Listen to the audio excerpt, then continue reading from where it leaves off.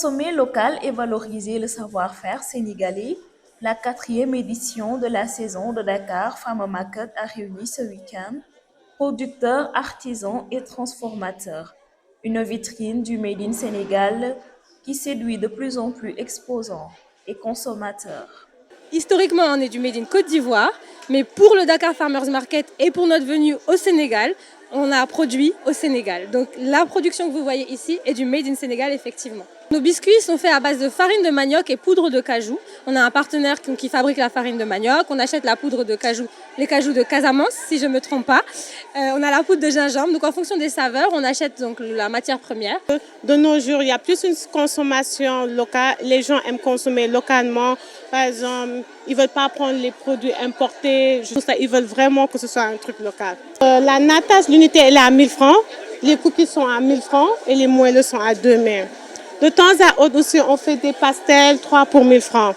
On essaie vraiment d'incorporer vraiment un mix de Sénégal et d'autres pays. Il y a plusieurs huiles, il y a notamment, je vous ai montré le savon à l'huile de Touloukouna, romarin, on a la papaye, à l'argile verte, par exemple. Beaucoup de savons, d'autres savons qu'on fait avec des huiles locales, l'huile de baobab aussi.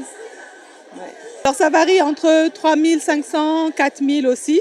Derrière ces produits, il y a aussi un travail de transformation et de structuration des entreprises locales. Des soins capillaires naturels qui sont faits à partir de végétaux tels que le bissap, le lalo, les feuilles de citronnelle, le gombo ou encore le nim et le mbeurbeuf. La matière première, elle est locale.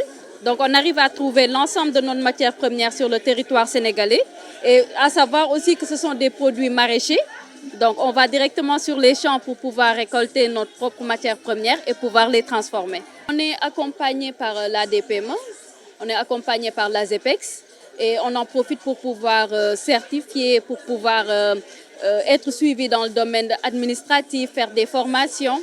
Et également ce qui nous permet de bien matérialiser ce que nous faisons. Nous sommes basés à Saint-Louis, plus précisément à Léona-Auclair.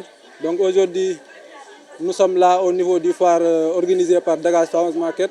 Donc pour permettre un peu à nos clients de profiter de cette occasion quand même, pour venir visiter nos stands et aussi acheter nos produits. Nous fabriquons quasiment 18 produits différents, donc composés de araou, de tchakri, de tchéré. Donc pour le araou, on a le araou mil, araou maïs, araou riz.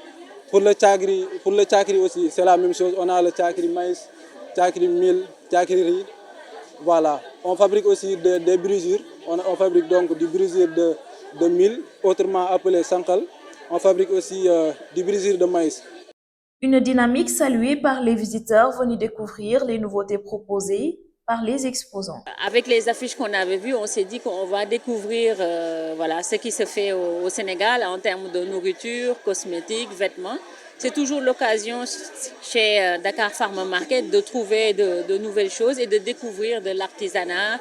Les prix, ça va. Après, je pense que ça dépend chacun son budget. On essaie d'organiser des marchés mensuels où on regroupe une centaine d'exposants, d'entrepreneurs dans l'agroalimentaire, les produits transformés locaux, les cosmétiques naturels et aussi les artisans dans des éditions spéciales. Les frais que les exposants payent, c'est ce qui couvre toutes les charges de l'événement. Et ensuite, on a des partenaires qu'on sollicite pour permettre d'améliorer encore plus l'expérience. Le Dakar Farmer Market entend poursuivre sa mission de promotion du consommé local et du Made in Sénégal à travers des rendez-vous réguliers réunissant producteurs, artisans et consommateurs.